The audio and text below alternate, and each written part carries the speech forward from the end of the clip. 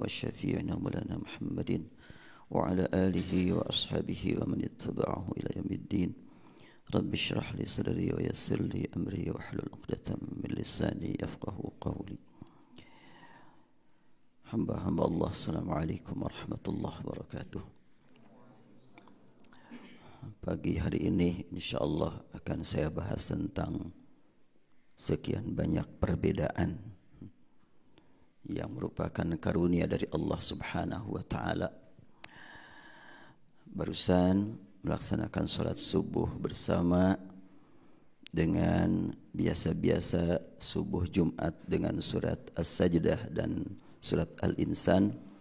Barusan saya tidak menggunakan hal itu dengan maksud agar jangan dijadikan sebagai kewajiban.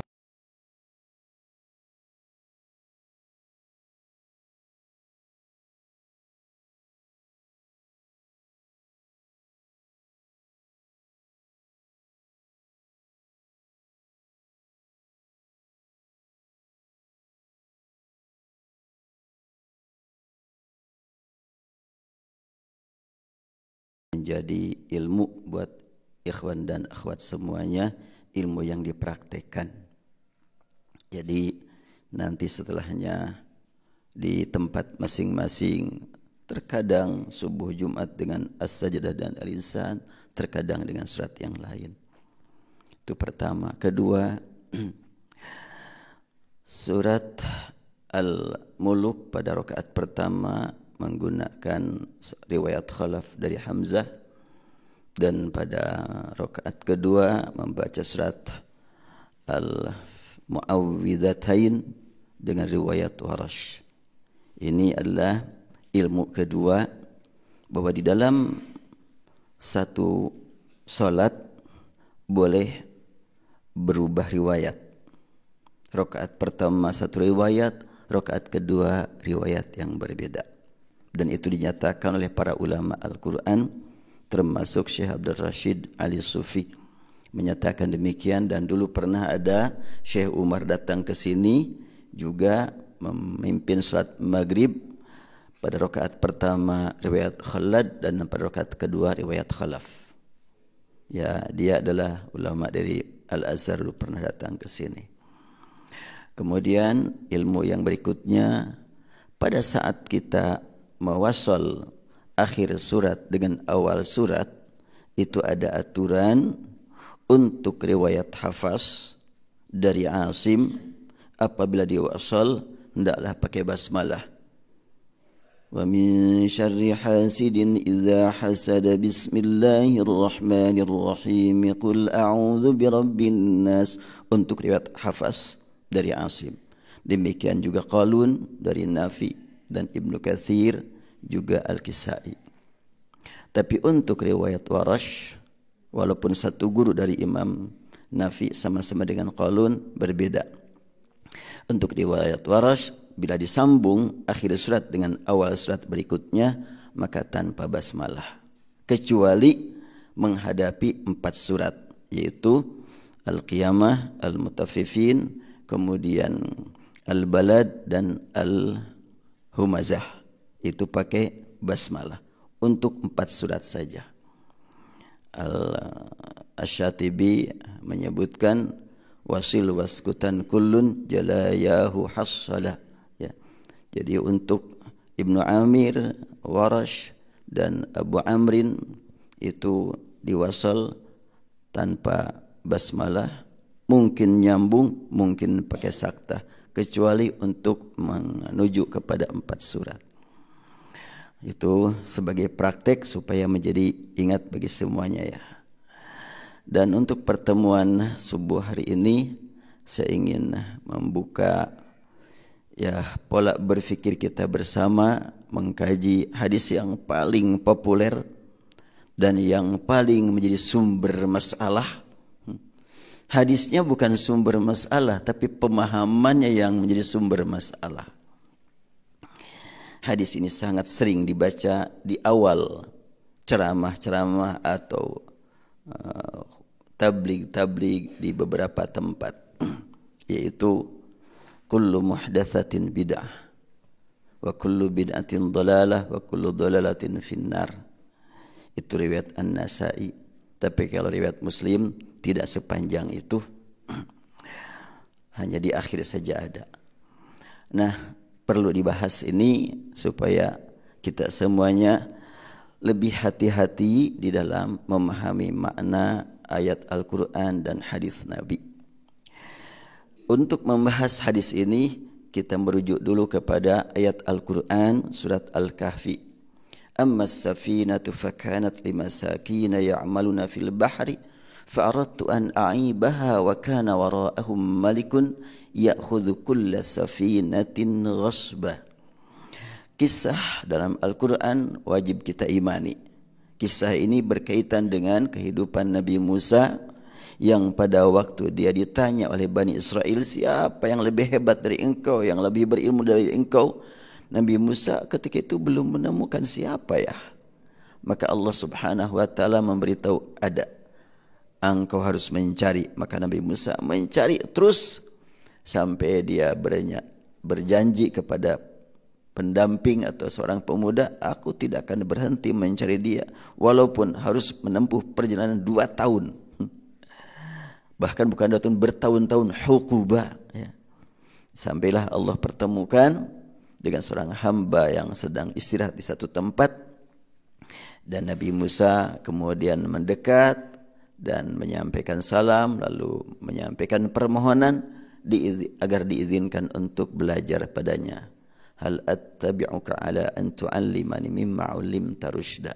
Belajar apa Nabi Musa kepada guru tersebut? Bukan belajar masalah hukum, ya, tapi bagaimana menjiwai ilmu yang sudah diterima.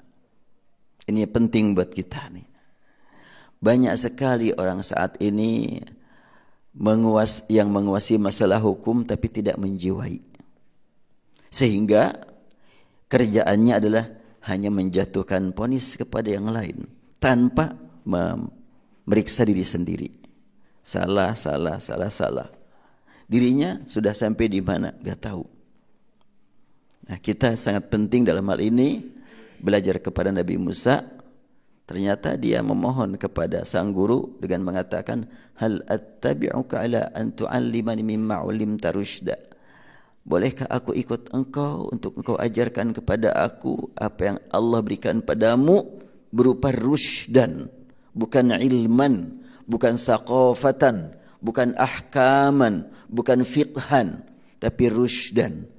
Rusydan itu petunjuk bagaimana cara mengisi kehidupan dengan ilmu 1, dengan ilmu 2, dengan ilmu 10, dengan ilmu 100, bagaimana mengisi kehidupan. Itu rusydan.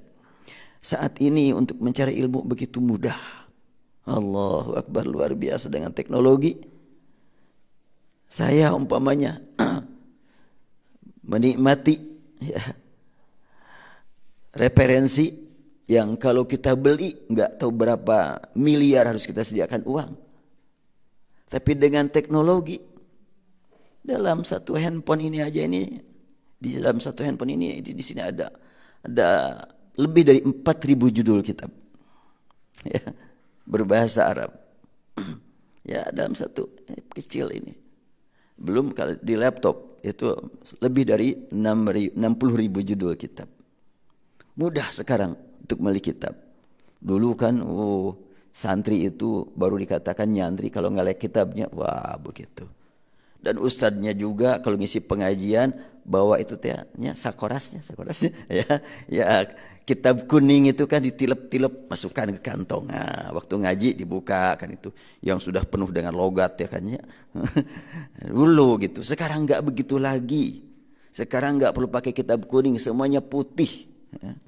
Nah, di laptop, di handphone sekarang nggak pakai kitab kuning lagi sekarang. Tapi kalau mau kuning boleh, ada nih kuning nih. Ada kitab kuning di belakang saya nih. Jadi berbeda lah. Nah, kita lanjutkan. Jadi mencari ilmu sekarang lebih mudah. Tapi mengamalkan ilmu kelihatannya lebih susah. Karena banyak tantangan, banyak godaan, banyak gangguan. Duh, cukup berat rasanya. Ya, semoga Allah mengampuni kita semuanya. Diberi ilmu 10, diamalkan cuma setengah gitu ya. Dulu ilmu para ulama betul-betul barokah. Hasil mencarinya dengan susah payah, berat. Ya di kampung-kampung ngaji itu pakai lampu tempelnya, nggak pakai listrik, belum ada listrik di kampung dulu. Sekarang begitu mudahnya mencari ilmu.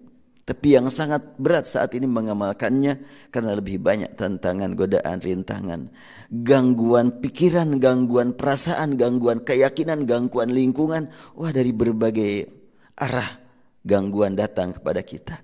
Maka sangat penting kita meningkatkan komunikasi dengan Allah Subhanahu wa taala agar Allah berikan kepada kita bimbingan dan perlindungan. Nah, Nabi Khidir disebut dalam tafsir menjadi guru untuk Nabi Musa. Nabi Musa meminta kepadanya bimbingan. Bimbingan mengamalkan ilmu. Bukan tolong ajarin kepadaku ilmu matematika, geologi, astronomi, bukan. Tapi Nabi Musa sudah dapat ilmu dari Allah begitu luas. Tapi untuk mengamalkannya, maka sangat penting ada bimbingan. Sehingga permohonannya adalah hal attabi'uka ala an tu'allimani mimma 'ullimta rusyda. Nabi Khidir paham betul apa yang diminta Nabi Musa, maka ayo kalau memang kamu sanggup bersabar dengan aku, dan aku tidak yakin kau mampu bersabar. Itu pertama-tama penekanan tentang kamu tidak bersabar, itu bimbingan utama itu. Menyadarkan ya, bahwa ilmu seluas bagaimanapun ternyata tantangannya adalah belum tentu engkau siap engkau menghadapinya. Makanya dari awal dia mengatakan innaka lan tastati'a ma'iya sabra. Itu sebetulnya pernyataan Nabi Khidir kepada Nabi Musa sesuai dengan permintaan. Aku minta bimbingan, iya, engkau bersabar dan engkau saat ini belum mampu bersabar. Siap-siap engkau menjadi orang yang bersabar. Itu mulai sejak awal tuh sudah diberi bimbingan sesuai dengan permintaan. Dan tidak hanya sekedar pernyataan. Sang guru kepada murid tidak hanya sekedar menyampaikan ilmu, yuk kita praktek. Maka dibawa jalan kan. Dan yang pertama-tama adalah dibawa naik perahu. Perahunya agak rusak, diparahkan rusaknya, lebih rusak lagi. Maka mulai terbukti ketidaksabaran Nabi Musa. Pas melihat sang guru merusak perahu, langsung berkata, akhraqtaha litughriqa ahlaha laqad ji'ta syai'an imra. Kau lubangin gimana sih? Ada-ada aja. Nah, kira-kira bahasa Tasik nama ayah ya wae ya. Jadi laqad ji'ta syai'an imra. Baru tuh kan? Bukti kan? Engkau enggak sabar? Itulah realita gitu kan. Jadi ilmu itu tidak hanya sekedar pemikiran, teori, realita. Nah, kita banyak sekali saat ini orang yang sibuk mencari ilmu tetapi tidak memperhatikan apa yang diperlukan sehari-hari. Terus membayangkan berbagai macam pemikiran, tapi yang mana yang betul-betul diperlukan oleh kehidupan kita sehari-hari. Maka Nabi Musa baru sadar gitu. Innaka lan tastati'a ma'iya sabra. Setelah itu baru terasa. Alam aqul innaka lan tastati'a ma'iya sabra. Alam aqul innaka. Maka Nabi Musa berkata, oh iya, aku baru sadar. Akhirnya dia berkata, la tu'akhidni ma nasit wa la turhiqni min amri usra. Iya, aku sadar sekarang. Makanya kalimatnya la tu'akhidni. Coba bahasanya la tu'akhidni. Begitu santunnya Nabi Musa. Tidak afwan ya akhi, enggak begitu. Afwan Ustaz, enggak begitu. Tapi la tu'akhidni. Jangan engkau jatuhkan hukuman padaku. Aku memang layak dihukum, tapi aku mohon. Aku mohon jangan engkau hukum aku. Bimana sih? Ini aku lupa ini. Bukan sengaja tapi lupa. Ya kalau memang lupa boleh. Aku maafkan. Tapi mohon untuk ke depan jangan dikasih yang berat kayak begini. Coba. Udah sadar betul, aku lupa, kaget. Jangan-jangan nanti akan ada lagi. Dan 3 kali peristiwa sudah pada tahu semuanya. Yang pertama yang ditegaskan ini. Ammas safinatu fakanat limasakin. Aku jelaskan ya saat ya sudah tiba waktunya. Kenapa aku rusak perahu itu? Perahu itu adalah milik orang miskin. Tuh kan milik orang miskin dirusak lagi. Ammas safinatu fakanat limasakin. Ya'maluna fil bahri. Mereka bekerja di laut. Tuh kan udah di laut kerjanya, gak punya pekerjaan yang lain, dirusak gimana sih? Sabar dulu ya. Ya mulai fil bahri fa'radtu an aibaha, maka aku berkehendak untuk membuat cedera, membuat cacat. Itu kenapa? Wa kana wara'ahum malik, karena di belakang mereka ada raja ya'khudhu kulla safinatin. Di belakang itu ada raja yang mengambil, yang merampas setiap perahu. Ghasba, dengan paksa. Terus, ya buat apa dilubangin? Buat apa dirusak? Bisa dipahami kan ini, ayat ini sejak awal. Nabi Khidir merusak perahu karena di belakang ada raja yang merampas. Hubungannya apa? Ini yang perlu kita pahami. Bahwa yang dimaksud dengan kulla safinatin di sini, kulla safinatin salihah. Raja merampas setiap perahu yang baik dengan paksa. Maka aku rusak. Dari mana kata yang baik? Kan gak ada dalam ayatnya.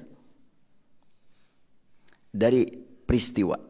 Berarti Nabi Khidir merusak perahu karena yang akan dirampas itu perahu yang baik. Kalau perahu itu jelek tidak akan dirusak, maka dirusaklah oleh dia. Biar apa? Tidak akan dirampas.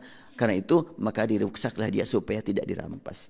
Ini yang diambil kalimat kulla safinatin oleh sebahagian ulama untuk memahami kullu muhdatsatin itu jangan dikasih makna muhdatsah secara mutlak. Sebagaimana kulla safinatin, kalau kulla safinatin dipahami secara mutlak, setiap perahu dirampas oleh raja, mau dirusak ataupun tidak dirusak akan dirampas juga. Jadi buat apa dirusak? Supaya tidak dirampas. Artinya kalau rusak tidak akan dirampas. Maksudnya kalau begitu hubungan kita dengan hadis yang akan kita bahas, bahwa kullu muhdatsatin bid'ah, setiap muhdatsah, setiap yang baru itu bid'ah, harus dibatasi makna muhdatsah di situ. Kalau setiap muhdatsah tanpa pembatasan, maka ya tanpa ada pembatasan, mau urusan ibadah langsung, ibadah tidak langsung, hubungan dengan manusia, hubungan dengan teknologi, dengan sains, muhdatsah semuanya. Ya enggak lah, sepakat ulama bahwa ini maksudnya muhdatsah urusan bid'ah. Sepakat ulama siapa? Ulama yang mana dulu? Kalau saya enggak sepakat gimana? Boleh-boleh aja. Dan tidak berarti semua ulama sedunia. Dan kalaulah ulama sepakat, itu keluar dari hadis. Hadis tidak menyebutkan. Umpamanya kullu muhdatsatin fil ibadati bid'atun. Fil ibadahnya dari mana itu? Jangan tambah-tambah. Kita kaji teks hadis kata per kata, jangan ditambah. Kalau ditambah berarti bukan kaji hadis lagi. Nah, ini kita berpikir secara luas. Ini pesantren tinggi ya. Bukan pesantren SD-nya. Yuk kita berpikir secara luas kita. Kalau fa inna kulla muhdatsatin bid'ah, bahwa setiap muhdatsah bid'ah itu harus dibatasi muhdatsah dalam hal apa, dan itu praktek para ulama membatasi makna muhdatsah. Tidak secara umum, secara mutlak, tapi muhdatsah kata mereka dalam urusan ibadah, kan gitu ya. Padahal hadis tidak menyebutkan fil ibadah. Ini muhdatsah, zaman Rasul enggak ada. Apakah ada yang mengatakan handphone bid'ah? Enggak, handphone enggak masuk bid'ah, itu bukan urusan ibadah. Yang bilang kalau bukan urusan ibadah tidak bid'ah siapa? Enggak ada dalam hadis. Jadi kullu muhdatsatin bid'ah wa kullu bid'atin dhalalah. Apa arti bid'ah? Kalau kita lihat musabaqah tilawatil Quran dan hifdzul Quran di Qatar dengan para hakim, para yuri, itu adalah ulama-ulama Al-Quran tingkat internasional. Di situ ada Syekh Mishari Rashid, ada Syekh Abdul Rashid, ada Syekh Al-Ma'sarawi. Ketika ada seorang anak dari Malaysia namanya siapa, Muhammad Azfar, dia sangat mengagumkan, dia tilawah dengan mujawad dan dia juara 1 tingkat internasional orang Malaysia. Maka para yuri mengatakan laqad abda'a fit tahsin, abda'a fit tilawah. Dia bid'ah dalam tilawahnya itu. Tapi bid'ah di situ bukan menjelekan. Betul-betul dia berkreasi, banyak inovasi, banyak seninya yang sangat luar biasa. Kalimat al-ibda' di situ ya bukan mencela. Berarti ibda' dalam seni itu sanjungan. Dan para ahli syair, para ahli penyair itu selalu disebut laqad abda'a fi syairi. Dia menyusun syair dengan bid'ah. Sebab kalau tidak bid'ah dicela. Jadi untuk menjadi sastrawan, kalau tidak berbuat bid'ah itu tercela. Harus bid'ah. Ya, silahkan pelajari itu di YouTube ya. Umpamanya musabaqah Qatar, ya di Qatar, Qatara di situ Al-Quran, di situ para yuri menyebutkan abda, laqad abda, subhanallah, laqad abda, kalimatnya begitu. Jadi menyanjung peserta itu dengan memberikan kata abda. Maka karena itu tidak semuanya bid'ah dolalah ya. Ada bid'ah yang sangat terpuji. Ini realita ini. Dalam bahasa Arab sehari-hari. Ya jangan dihubungkan dong, ini kan masalah urusan hukum, urusan syariah. Enggak, ini urusan bahasa. Urusan bahasa, kullu bid'atin dhalalah, setiap bid'ah adalah batasi. Dan realitanya membatasi. Saya lihat di YouTube, ada orang yang berkata bahwa kalau setiap bid'ah adalah dhalalah, jangan pegang handphone. Salah, itu enggak ngerti bid'ah katanya. Itu bid'ah itu dalam urusan ibadah. Anda membatasi hadis tuh. Ya kalau kita berkata enggak bisa disebut bid'ah kalau urusan dunia. Al-hadis tidak menyebutkan. Al-hadis menyebutkan kullu bid'atin dhalalah, sudah. Jangan diganti itu. Jangan diganti kalimatnya. Kullu bid'atin tetap. Tapi silahkan batasi makna bid'ahnya. Ya. Sebagaimana muhdatsahnya dibatasi, bid'ahnya dibatasi. Jangan dikatakan kalau urusan dunia bukan bid'ah. Enggak begitulah. Kalau kullu bid'atin meliputi semua yang baru, yang tidak ada contoh, itu bid'ah. Muhdatsah semua yang dinyatakan baru itu muhdas. Ahdatsa itu kan yang baru kan. Bagaimana terkait dengan hadis man ahdatsa fi amrina hadza ma laysa fihi dan ma laysa minhu, riwayat Bukhari, riwayat Muslim beda, laysa fihi dan laysa minhu fahuwa raddun. Dalam hadis itu ada 3 hal yang membuat tertolak. Ahdatsa fi amrina ma laysa fihi atau ma laysa minhu. Bila salah satu dari 3 ini tidak ada, belum tentu raddun. Ya. Baru tidak dari agama, emang bukan urusan agama, ya enggak ditolak. Baru dalam urusan agama, tapi dari agama, ya enggak ditolak.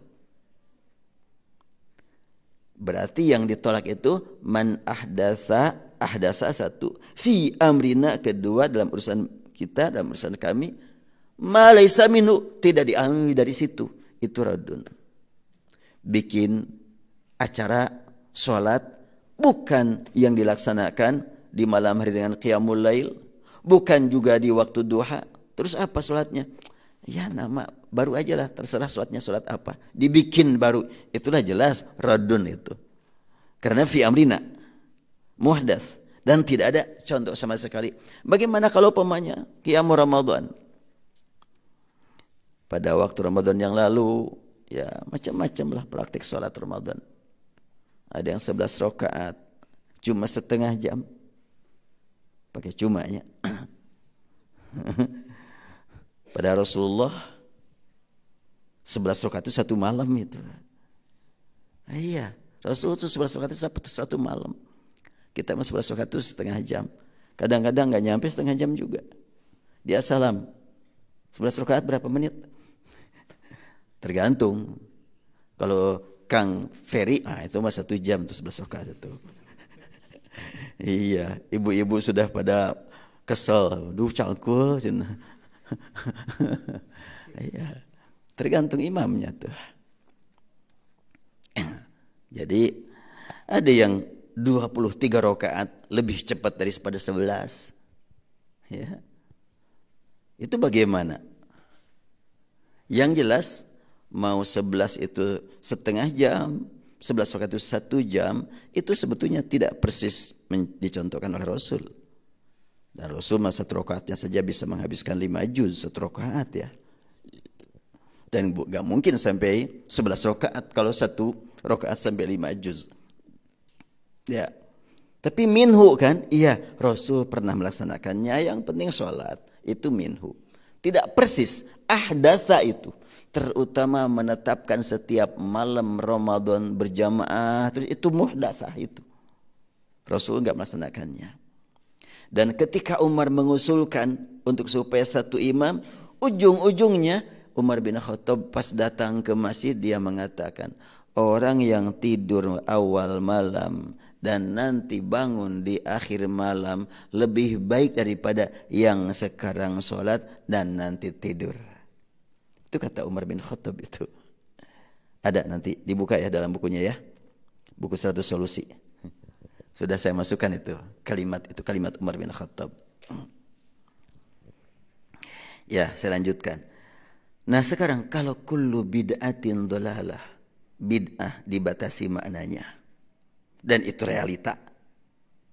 Oleh sekian banyak penceramah bahwa yang maksud dengan bid'ah dalam urusan ibadah itu pembatasan dari dia, bukan dari Rasul itu. Rasul mah tidak menyebutkan. Maka kullu dhalalatin finnar juga silahkan dibatasi.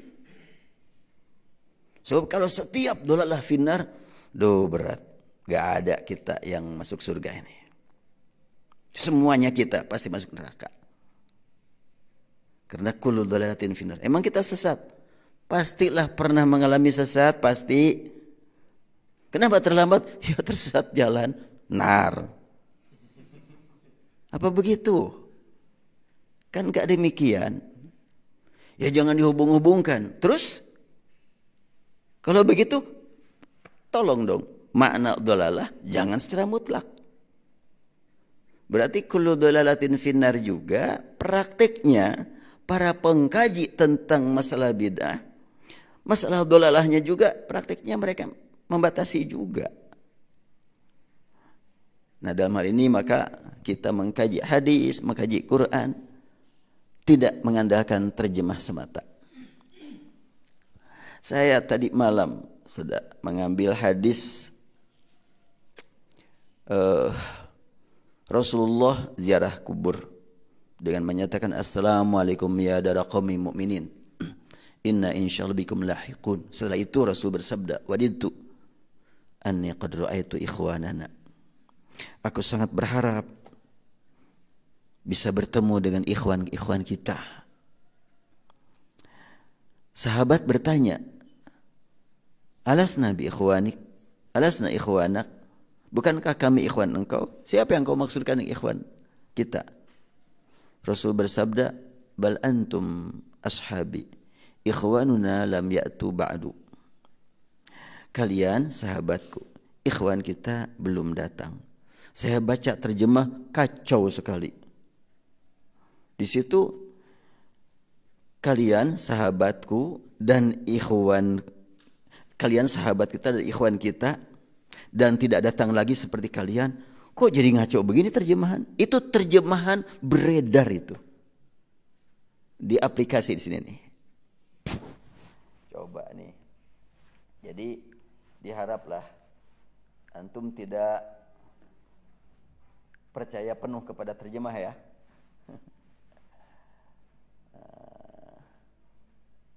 Nah ini hadisnya, saya baca terjemah. Rasulullah keluar dari pekuburan, lantas beliau mengucapkan, Assalamualaikum wahai penghuni negeri kaum mukminin, kami insyaallah akan menyusul kalian. Aku ingin melihat saudara-saudaraku. Mereka berkata, wahai Rasulullah, bukankah kita semua ini bersaudara? Coba pertanyaan dari sahabat, alasna ikhwanak? Kok diterjemahkan, bukankah kami bersaudara? Aneh. Ini terjemah yang beredar nih. Kalau alasna ikhwanak, bahasa kitanya, bukankah kami saudara engkau? Kalau bukankah kita bersaudara, alasna ikhwanan, alasna ikhwatan. Itu yang mesti. Kemudian beliau menjawab, ya kalian adalah sahabat dan saudaraku dan tidak akan datang lagi setelah ini. Kok begitu terjemah ini? Hadisnya berbunyi adalah ketika ditanya, alasna ikhwanak, Rasul bersabda, bal antum ashabi wa ikhwanuna lam ya'tu ba'du. Kalian sahabatku, ikhwan kita belum hadir. Lam pakai fi'il mudhari dilanjutkan dengan ba'du, artinya belum. Tapi terjemahannya sangat jauh. Ya, kalian adalah sahabat dan saudaraku. Kok aneh? Coba. Ini yang sudah pernah belajar bahasa Arab, coba. Silahkan perhatikan hadisnya. Bal antum ashabi ikhwanuna lam wa ikhwanuna lam ya'tu ba'du. Wa ikhwanuna, dan saudara-saudara kita, lam ya'tu ba'du, belum datang. Tapi diterjemahkan tidak akan datang lagi. Ya, tidak akan datang lagi setelah ini. Jadi ba'du itu setelah ini. Kacau sekali. Nih hati-hati ya. Bila kita baca atau punya buku hadis dan terjemahannya, hati-hati. Tidak semuanya terjemah itu tepat. Makanya kita jangan beriman kepada terjemahnya. Beriman kepada sabda Rasul. Tidak beriman kepada terjemah. Demikian pula tidak beriman kepada uraian guru-guru kita. Guru-guru kita yang kita tahu ilmunya, kita tahu amalnya, kita hormati, kita hargai. Tapi tidak sampai beriman. Suatu saat akan ditemukan oleh kita ada kekurangan yang perlu kita perbaiki. Nah, kemudian lanjutannya bagaimana? Aku akan mendahului kalian menuju haud. Coba. Bahasa hadisnya, wa ana faratuhum alal haudi. Diterjemahkan, aku akan mendahului kalian menuju haud. Kok jadi kalian? Yang saya pahami, wa ana faratuhum alal haudi, aku menunggu mereka. Aku mendahului mereka dan menunggu mereka di al-haud, di telaga. Ini jauh sekali terjemahan ini. Saya kaget nih. Ya, terjemahan kayak begini. Mereka berkata, wahai Rasulullah, bagaimana engkau tahu orang-orang yang setelah engkau dari umatmu? Itu jelas bahasa hadisnya. Kaifa ta'rifuhum ya Rasulullah min ummatik. Maka beliau bersabda, apakah kamu tahu? Selanjutnya sih enggak salah. Cuma memang enggak nyambung antara awal hadis dengan akhir hadis, enggak nyambung. Karena awal hadis jauh dari makna yang dimaksud. Ya, tentu penerjemah ini sudah berjasa besar. 9 kitab hadis dia terjemahkan. Mungkin tim ini ya.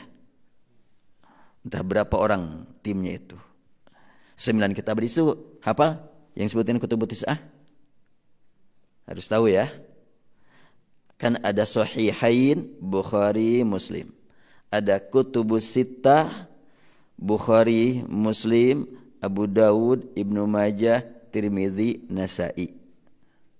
Harus apa ya? Kutubus sittah itu silakan sebut. Bukhari, Muslim, Ibnu Majah, Abu Dawud, Tirmidzi, dan Nasa'i. Siapa yang menyebut? Coba Kang Lutfi. Yang 6 itu apa aja? Yang barusan kutubus sittah. Terus?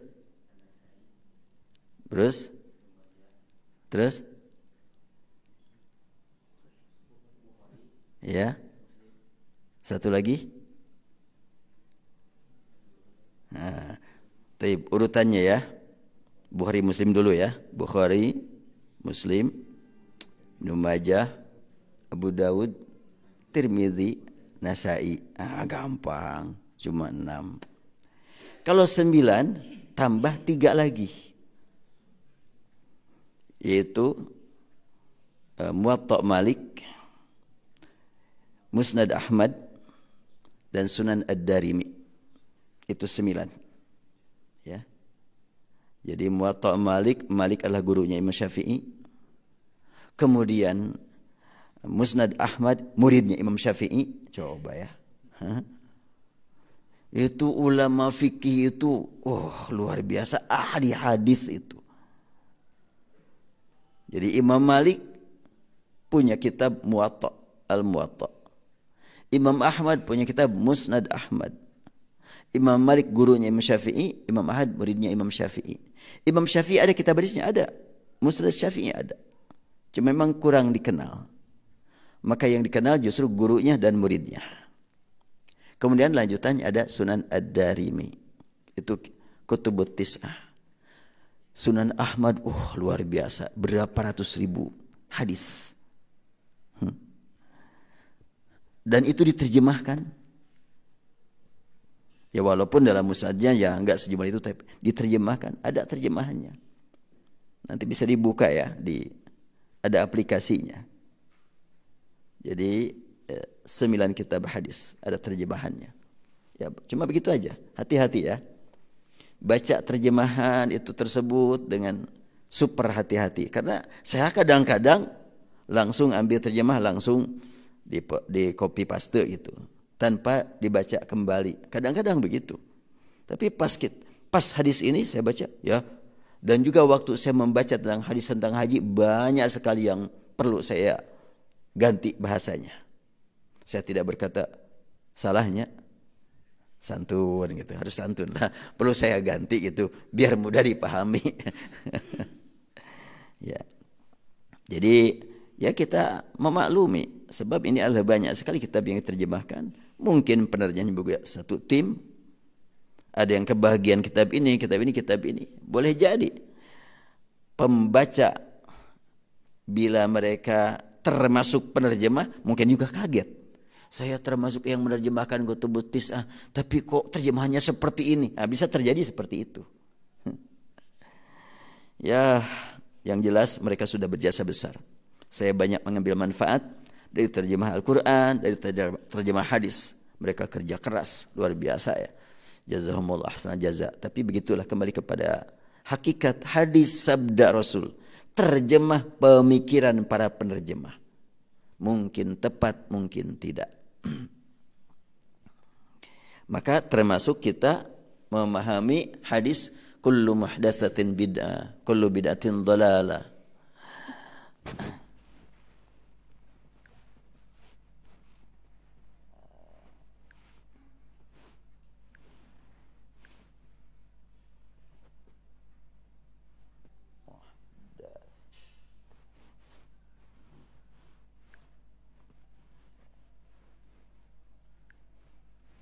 Ya, ini yang panjang itu kan hadis dari riwayat Nasa'i lah. Kalau dari Bukhari Muslim enggak sepanjang itu.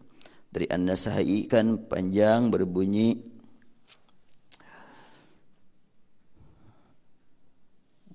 dari Jabir bin Abdullah yaqulu fi khutbati yahmadullah wa yusni ali bima huwa ahlu thumma yaqulu man yahdihillahu fala mudilla lahu wa man yudlilhu fala hadiyalah inna asdaqal hadithi kitabullah wa ahsanal hadi hadi Muhammadin wa syarrul umuri muhdatsatuha. Ini saja, sampai di situ saja harus hati-hati menerjemahkan. Pertama, inna asdaqa, pakai inna asdaqal hadithi kitabullah wa ahsanal hadi hadi Muhammadin. Kalimat ahsanal hadi ma'tuf ala asdaqa. Inna asdaqal hadithi kitabullah wa ahsanal hadi hadi Muhammadin. Lanjutannya wa syarrul umuri. Kenapa tidak syarrul umuri? Terjemahannya jangan disamakan itu. Kalau tidak baca syarra, berarti wa syarru harus ada tambahan kata. Sesungguhnya hadis yang paling jujur, yang paling benar adalah kitabullah. Sesungguhnya petunjuk yang paling indah adalah petunjuk Nabi Muhammad. Wa syarrul umuri, sedangkan. Jangan sesungguhnya lagi, jangan. Wa syarrul umuri muhdatsatuha. Sedangkan seburuk-buruk umur urusan adalah yang baru-barunya. Tidak pakai inna di situ. Harus bedakan. Nah, kita lihat terjemahannya bagaimana nih.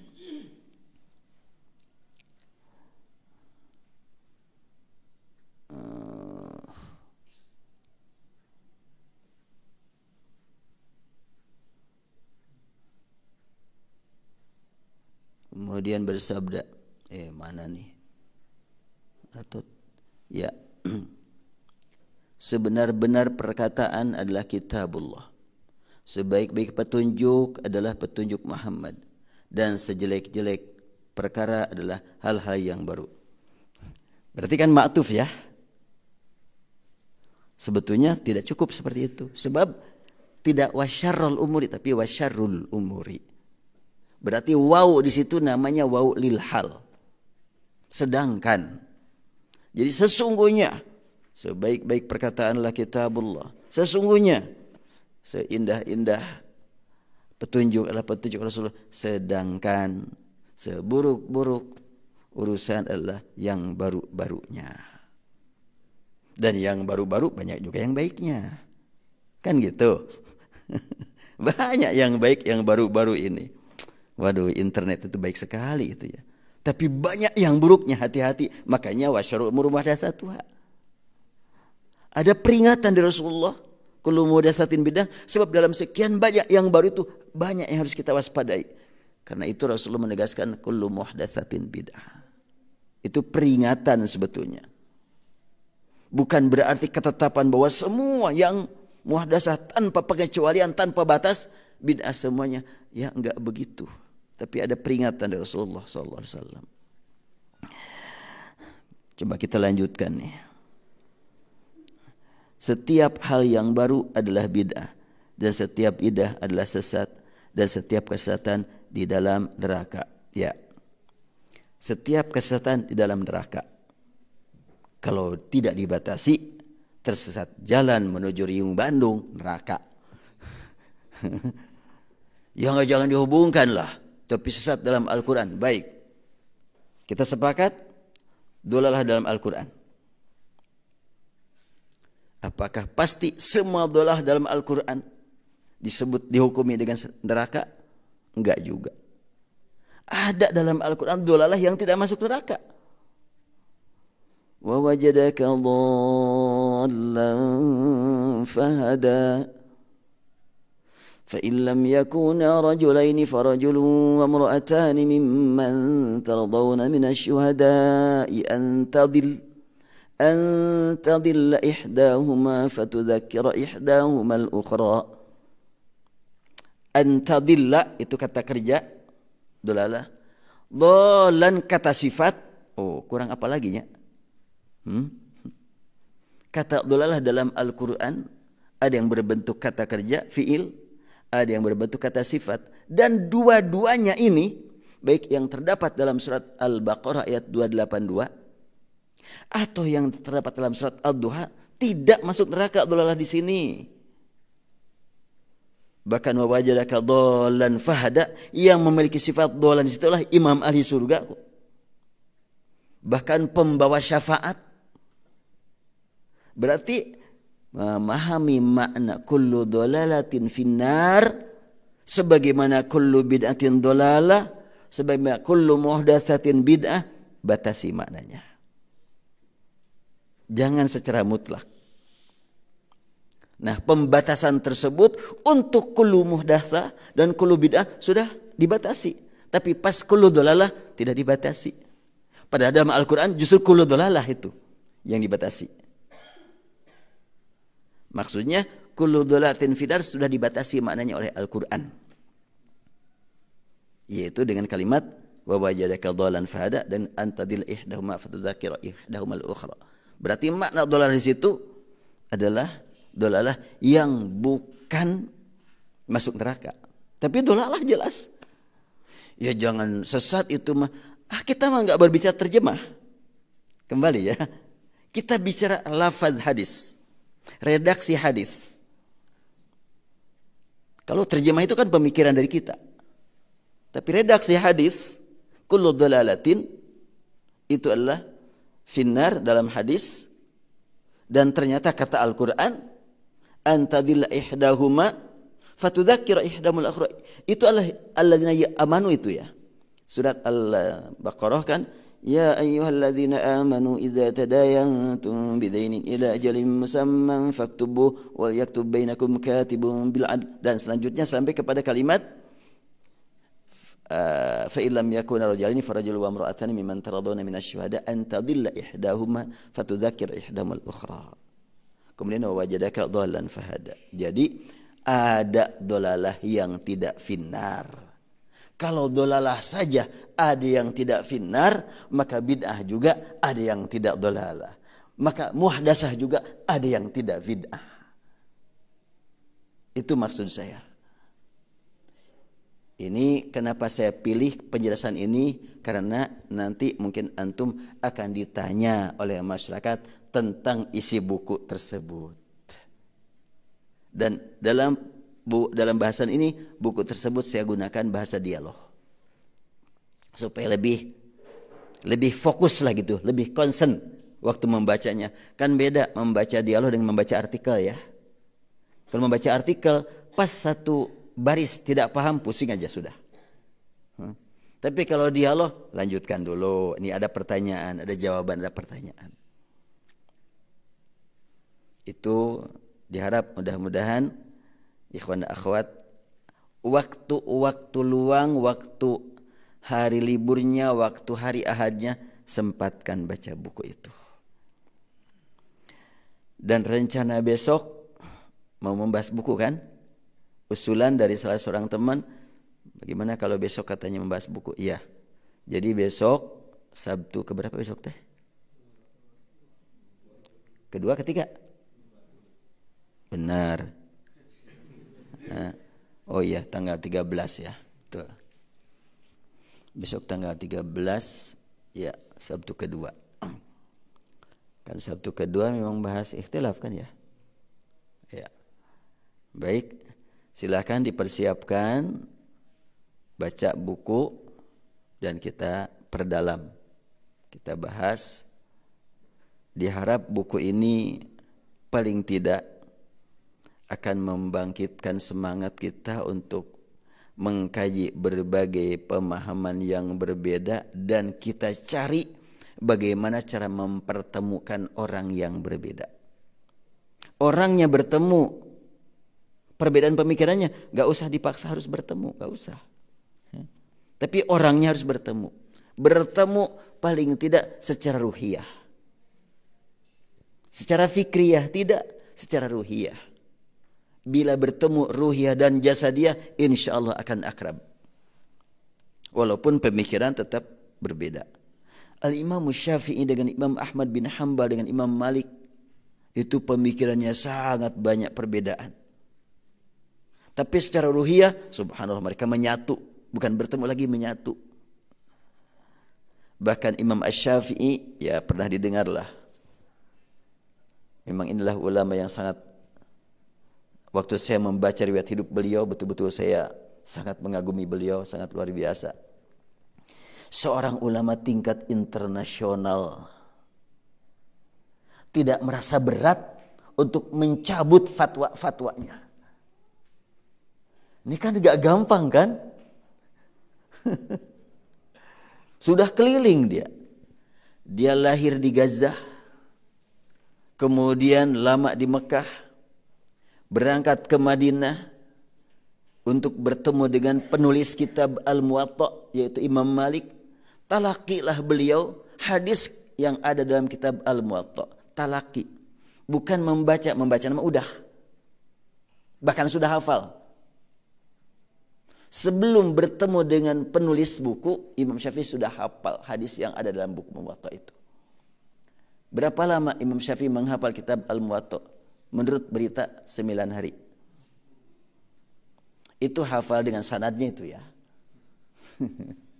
Iya, dari fulan sampai qala Rasulullah. Dan itu dengan saya menyaksikan ya guru saya sendiri, Dr. Syekh Yasir Al-Adni. Beliau kan menulis Rijalul Hadis, dari Rijalul Tafsir, dari Rijalul Ulumil Qiraat, dan Rijalul Kutubil Aqidah. Orang-orang yang menulis kitab-kitab terdahulu, kemudian punya murid sampai kepada beliau, itu semuanya hafal. Jadi Syekh Yasir pemanya belajar kitab tafsir kepada siapa? Gurunya ini, guru ini kesini sampai kepada Ibnu Katsir, itu hafal. Kemudian kitab hadis, 9 kitab hadis hafal tuh. Lanjutannya semuanya. Termasuk kitab Syatibiyah, Al-Jazari, kitab Tuhfatul Atfal, kitab Ar-Risalah karya Imam Syafi'i, Al-Um, dia sambungannya itu hafal. Kalau sekarang ditanya umpamanya, ya Syekh, kalau engkau talaki kitab Al-Um kepada siapa? Dia sebutkan, saya talaki kepada guru ini, dia ke sini nyampe kepada Imam Syafi'i.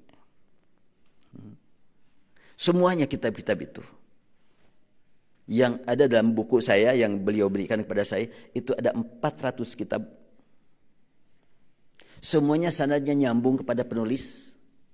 Kalau hadis nyambung kepada Rasul, itu semuanya hafal di mulut itu. Saya bisa tahu dalam ceramah dia di YouTube.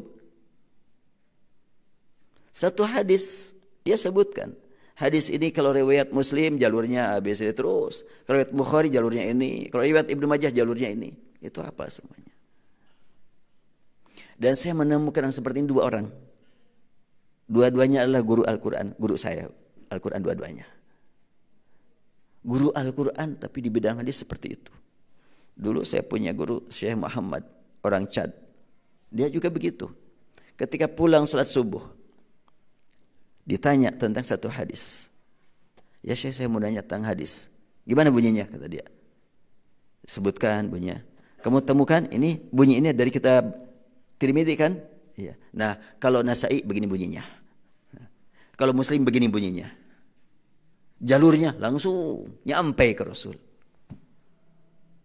Itu orang Chad. Kadang-kadang bingung melihat seperti itu. Bingung melihatnya gitu.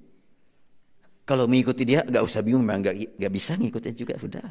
Gak usah bingung lagi. Bingung. Membacanya saja udah bingung bagaimana mengikutinya lah gitu. Tapi itulah makhluk Allah, kehendak Allah seperti itu. Makanya tidak aneh kalau dulu Imam Bukhari ya meriwayatkan sekian banyak dan tidak ada yang berubah satu huruf pun apa yang disabdakan Rasul. Memang Allah sediakan rekaman berupa otak manusia. Ya, jadi saya ulangi bahwa sasaran utama di antara sasaran utama dari penulisan buku 100 solusi adalah ingin supaya orang-orang yang berbeda kalaulah tidak bertemu fisik, bertemu ruhiyah, saling mencintai, saling menyayangi. Orang yang berbeda kita lihat ada persamaannya. Persamaannya di mana? Salatnya sama-sama 5 waktu. Salatnya sama-sama menghadap ke Ka'bah. Salatnya sama-sama membaca surat Al-Fatihah. Apakah baca surat Al-Fatihahnya sama? Susah. Di antara yang hadir di sini aja baca Fatihahnya nggak sama. Bagaimana sedunia ya?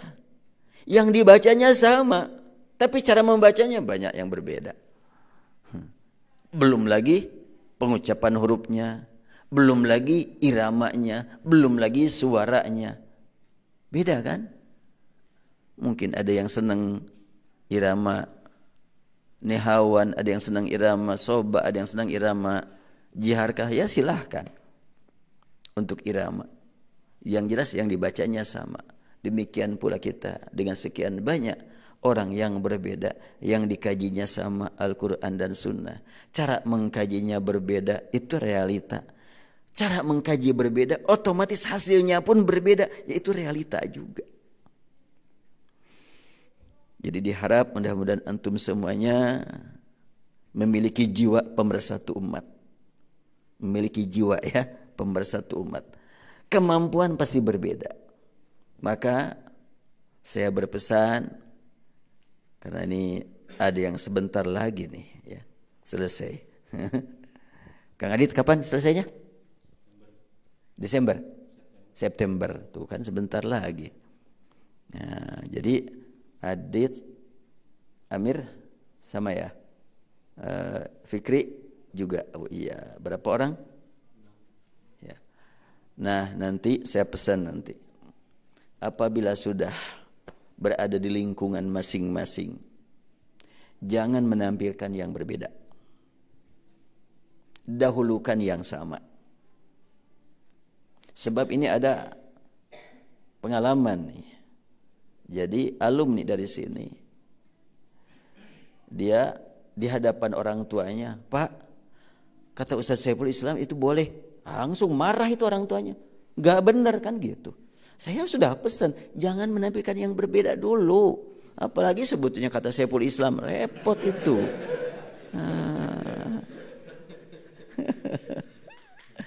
Ya mestinya jangan.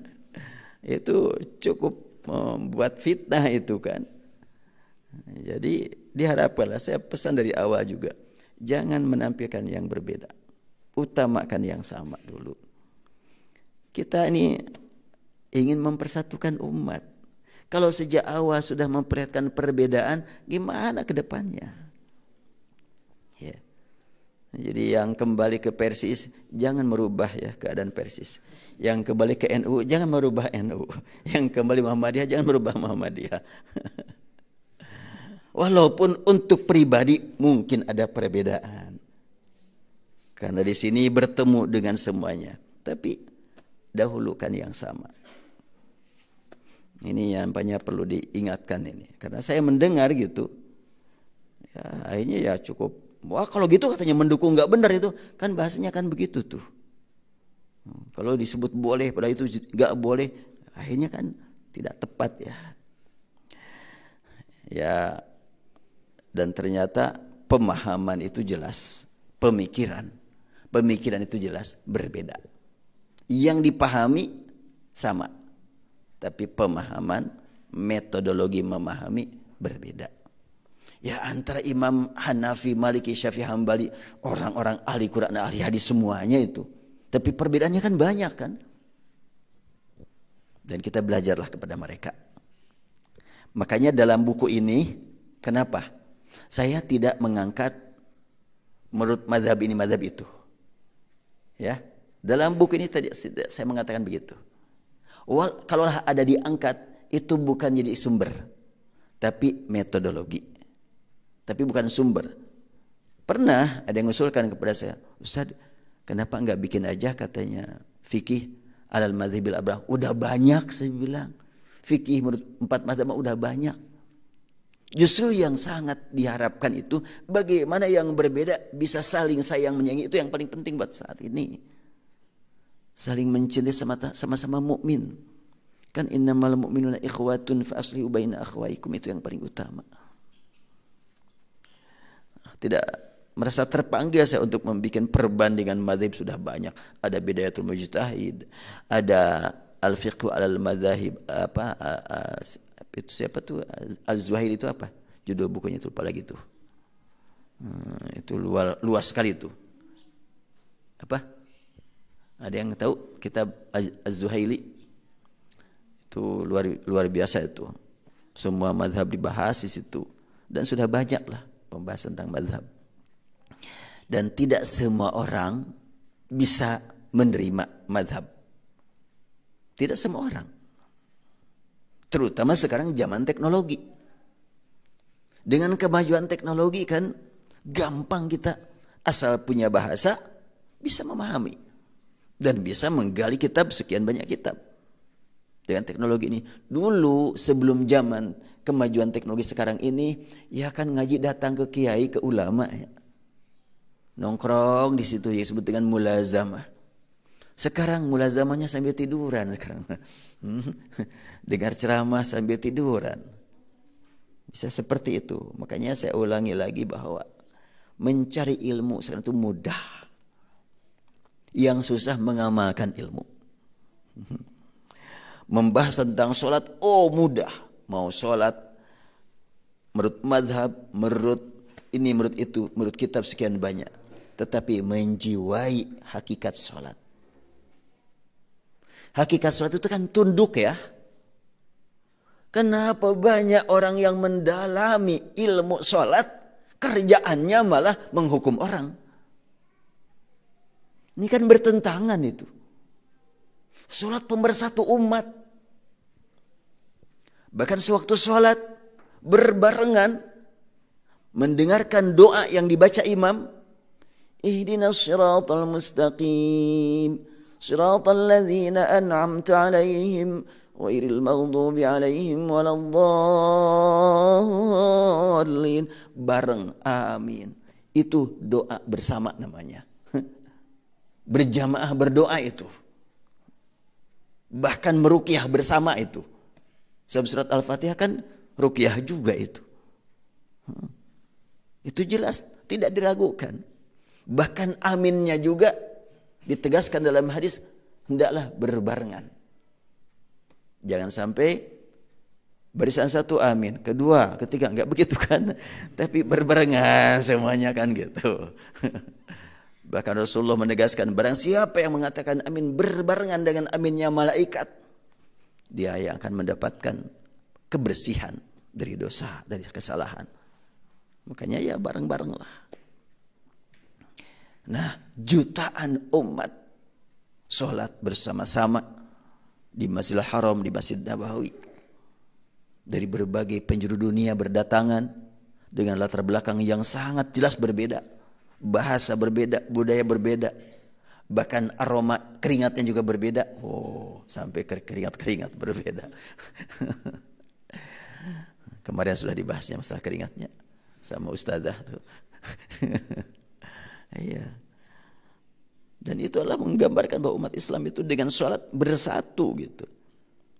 Makanya sangat aneh apabila orang memperdalam fikih sholat, gak mau bersatu, aneh kan? Berarti tidak menjiwai makna sholat. Kalau sudah menjiwai, tentunya akan senantiasa berjuang untuk bersatu. Ya nggak bisalah bersatu dengan orang yang berbeda, kan gitu ya. Berbeda itu adalah ciptaan Allah. Enggak harus sama dalam hal ini. Menurut Anda itu yang baik, tapi menurut yang lain, menurut Anda yang baik itu tidak baik. Bagaimana lagi dipaksakannya juga begitu. Ya, setelahnya terbit buku 100 solusi, banyak sekali pertanyaan. Ustadz, ini udah dibahas belum? Belum. Yang ini belum, yang ini belum. Oh, jadi masih banyak? Masih banyak. Sebenarnya harus disusun buku ini. Kemarin umpamanya kan, hari raya, ada yang Jumat, ada yang Sabtu. Kang Abdan, Jumat Sabtu? Sabtunya. Siapa yang Jumat? Ada yang Jumat? Gak ada ya, Sabtu semuanya. Iya. Coba Idul Fitri ada yang Jumat, ada yang Sabtu. Itu saya ditanya. Itu gimana Ustaz, sudah dibahas belum dalam buku? Itu nanti dalam buku bab saum, ini baru sholat, kurban dan haji. Saum belum. Kemudian bulan Ramadan itu diminta membahas tentang masalah riba. Saya sampaikan kan solusi. Ini udah ada dalam buku ini. Belum sebenarnya. Itu babnya bab muamalah. Sedangkan buku ini baru sholat, kurban, dan haji. Kan masih banyak tuh ya. Nampaknya untuk riba boleh jadi satu buku khusus tentang riba ini.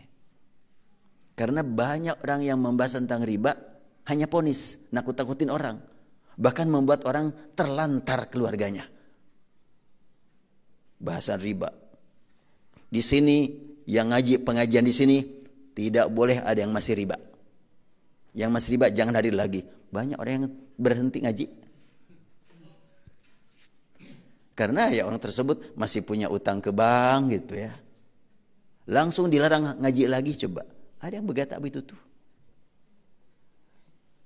Masih mendingan kalau dilarang ngaji ke dia. Masih banyak pengajian yang lain. Tapi yang kerja di bank disuruh keluar. Keluarlah. Setelah itu apa yang harus dikerjakan? Nyari kerja sampai bertahun-tahun gak dapat lagi pekerjaan. Kelaparanlah anak istrinya. Ya Allah. Tentang masalah riba. Surat Al-Baqarah ayat berapa? 27 berapa? Gak ada yang hafalnya nomor ayat nama. Karena tidak dibiasakan menghafal nomor ayat. Ya, gak apa-apa. Nah, sampai 27 apa 179 ya? 279 ya. Gak nyampe ya. Iya betul.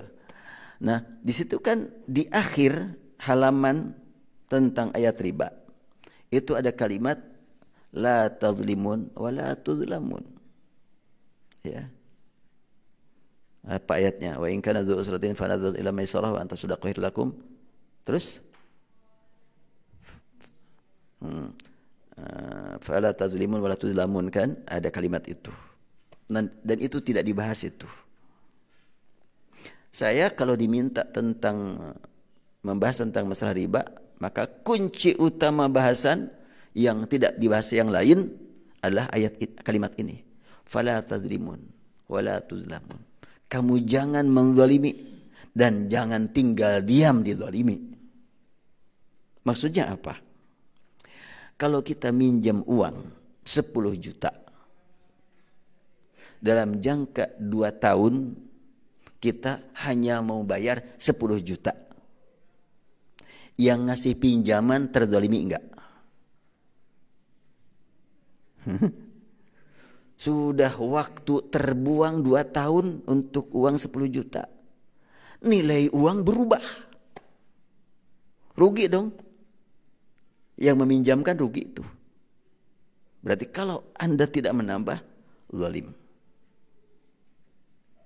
Nah, ini yang sangat membuat beberapa orang narik napas panjang. Kan ada hadis, kullu qardin jarra manfaatan fahuwa riba. Hadis itu kalaulah tidak maudhu itu dhaif. Silakan periksa lagi. Yang sahih adalah Jabir bin Abdullah 2 kali dalam hadis riwayat Bukhari dan Muslim 1 menyatakan, aku masuk masjid dan Rasulullah melihat aku salat, lalu Rasulullah membayar utang padaku, faqadani wa zadani. Maka Rasul membayar utangnya padaku dan menambah jumlahnya. Itu di dalam masjid. Bayar utang boleh di dalam masjid, yang enggak boleh jual beli. Dagang di masjid enggak boleh, bayar utang mah boleh. Kemudian sebelum masuk masjid juga Jabir bin Abdullah punya pengalaman. Rasulullah membayar utang padaku dan menambah jumlah pembayarannya itu. Itu hadis riwayat Bukhari dan Muslim, dan itu tidak dibahas oleh orang-orang yang membahas tentang masalah riba. Jadi kalau begitu bunga itu riba apa enggak, itu yang harus kita bahas. Saya tidak akan berkata, jadi Syekhul Islam menghalalkan riba. Enggak. Allah sudah menegaskan, wa ahallallahu al-bay'a wa harrama riba. Tapi bunga kan setiap bunga riba. Nah, itu adalah kajian. Kalau setiap bunga riba adalah kajian. Tapi kalau setiap riba al-haram itu Quran. Tapi kan bank ada konvensional, ada bank syariah. BSI beberapa hari terakhir ini menjadi masalah. Iya. Berapa hari kemarin? 3 hari lebih kan? Coba. Itu kita repot, itu seperti itu kan? Ya Allah. Kita juga tidak tahu apakah ada unsur kesengajaan pihak tertentu. Atau Allahu alam. Karena kalau pokoknya kebodohan, mereka pinter-pinter dah. Itu tapi realita lah. Kita bersihkan kalbu kita. Jangan sampai ada yang tidak kita mengerti langsung menuduh. Langsung tuduh diri kita sendiri. Kita bukan orang yang ahli, kita tidak tahu, sudah selesai. Maafkan ya Allah kami dan maafkan ya Allah saudara-saudara kami. Wallahu alam. Assalamualaikum warahmatullahi wabarakatuh. Saya haus, ada yang ngasih minum.